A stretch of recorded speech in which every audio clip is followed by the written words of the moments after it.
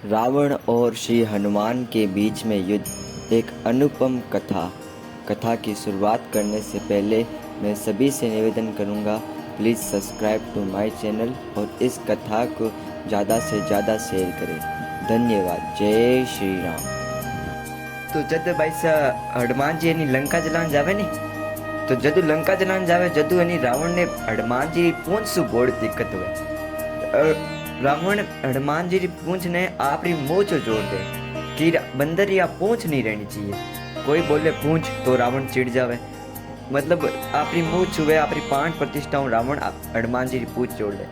जब युद्ध होवे नहीं भाई साहब, रणभूमि में जब युद्ध होवे नहीं तो रावण हनुमान जी की पूंछ उखाड़न वास्ते सेना भेजे, और सेना चार तरह की सेना भेजे। एक तो हाथी माथे भेजे, एक घोड़ारी भेजे, एक रथी भेजे और एक पैदल सवारी सेना भेजे।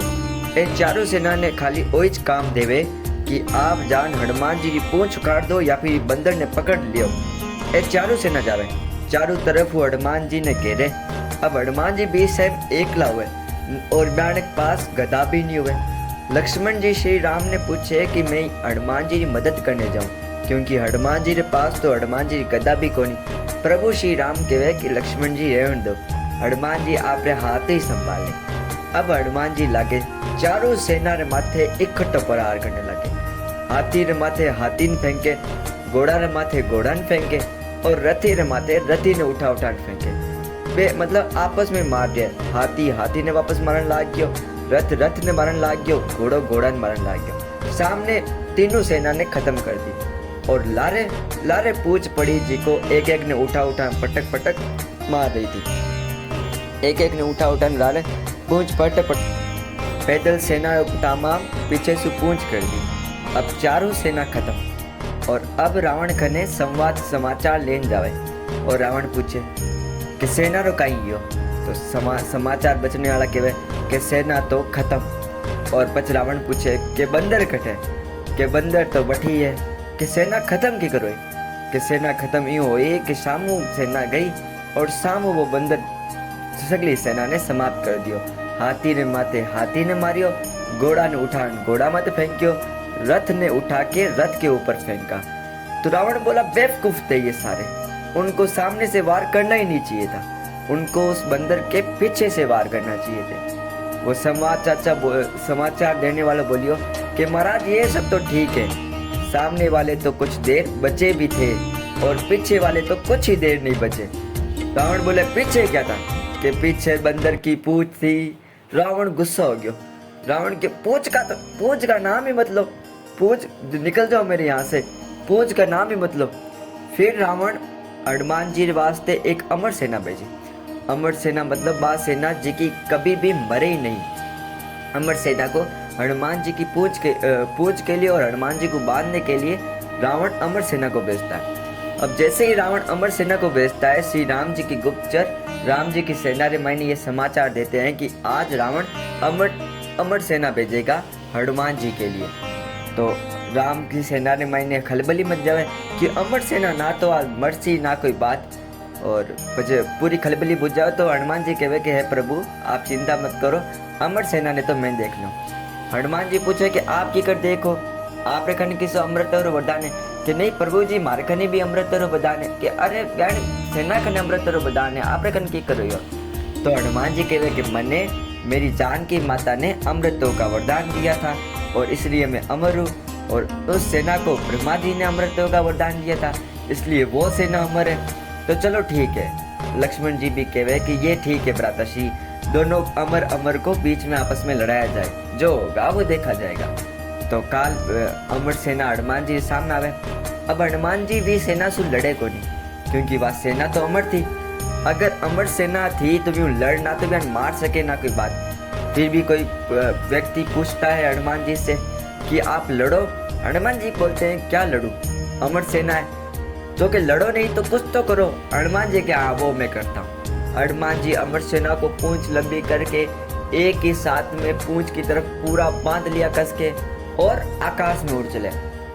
अब अमर सेना घबराए, क्योंकि जो व्यक्ति मर सकता है उसको बड़ा से बड़ा डर ये लगता है कि क्या होगा, बड़े से बड़ा मर जाएंगे और तो कुछ नहीं होगा। पर वो तो अमर सेना, वो तो मरे नहीं।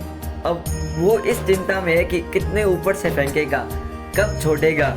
इस चिंता में वो पतले हो जा रहे हैं, वो अपने अंदर ही मरे जा रहे हैं। और अगर उनको ऊपर से इतनी दूर छोड़े गए तो उनकी हड्डियाँ, शरीर ना तो चलने लायक रहेगी और ना ही वो जीवित रहने लायक रहेंगे। अब हनुमान जी अपना पवन वेग से गति करते हुए उस अमर सेना को पृथ्वी के गुरुत्वाकर्षण से ही बाहर फेंक देते हैं कि यहाँ पर आप अमृतों का प्रदान करो, यहाँ पे पड़े रहो और पृथ्वी पर कभी आओ मत। हनुमान जी वापस पृथ्वी पर आ जाते हैं और राम की सेना के साथ मिल जाते हैं। समाचार देने वाले पुनः रावण के पास जाते हैं। रावण अब उनसे पूछता है कि अब बताओ क्या हुआ। तो वो समाचार देने वाला पूछते हैं कि अमर सेना तो नहीं रही। रावण ने कहा कि क्या बात कर रहे हो, वो तो अमर थी, वो सेना, उस सेना को तो कोई मार भी नहीं सकता। तो फिर समाचार देने वाला कहे कि मार तो नहीं सकता, लेकिन पृथ्वी दूर भेज दिया, पृथ्वी के गुरुत्वाकर्षण से ही बाहर कर दिया। अब वो जीवित तो है लेकिन हमारे किसी काम के भी नहीं है। तो रावण बोले कि कैसे हुआ। तो फिर वो समाचार देने वाला बताता है कि सभी अमर सेना को बंदर ने अपनी पूंछ में जकेट लिया और बाहर पृथ्वी के गुरुत्वाकर्षण से बाहर हो गया। जैसे ही रावण ने सुना रावण चिड़चिड़ाया, पूछ की बात नहीं करो मेरे सामने, तुम यहाँ से निकल जाओ मेरे दरबार से, तुम किसी काम के नहीं हो। फिर रावण सोचता है कि क्यों ना मैं इस बंदर का पूरा जिम्मेदारी अपने ऊपर ले लूं, क्यों ना मैं अपने दो हाथ से देखूं इस बंदर की ताकत कितनी है। अब अगले दिन रावण हनुमान जी ने मारने वास्ते जावे और रावण हनुमान जी की पूंछ की तरफ बढ़े कि आज तो इस पूंछ को ही मैं उखाड़ फेंकूंगा और पूंछ को कपड़ ले पीछे से और अपनी 20 भुजाओं का बल, अपार बल लगावे कि पूंछने में निकाल फेंकूं। हनुमान जी पीछे देखे। अब रावण ने लगे कि हनुमान जी पीछे मुड़ के मन मारे ऊपर प्रहार करेंगे, लेकिन हनुमान जी प्रहार नहीं कर रहे, चुपचाप देख रहे थे। किसी ने हनुमान जी से पूछा कि आप रावण से लड़ते क्यों नहीं। तो हनुमान जी बोले ये तो पीछे से वार कर रहा है, अब पीछे से वार करने के वाले के साथ कैसा लड़ा जाए। तो फिर व्यक्ति ने पूछा हनुमान जी से तो कुछ तो कीजिए। हनुमान जी बोले कि हाँ कुछ करते हैं। और हनुमान जी पवन की वेग से भी तीव्र आकाश में उड़ चले।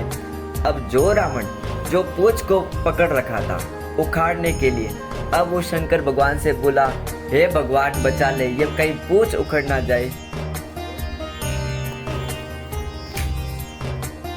अब जो पूंछ उखाड़ने के लिए आया था वो अब शंकर भगवान से ये प्रार्थना कर रहा है कि हे भगवान ये वह पूंछ उखड़ ना जाए और ना ही मेरे हाथ से छूट जाए। इस तरह से रावण भी हनुमान जी की पूंछ को नहीं उखाड़ पावा और हनुमान जी से युद्ध नहीं लड़ पाया। जय श्री राम।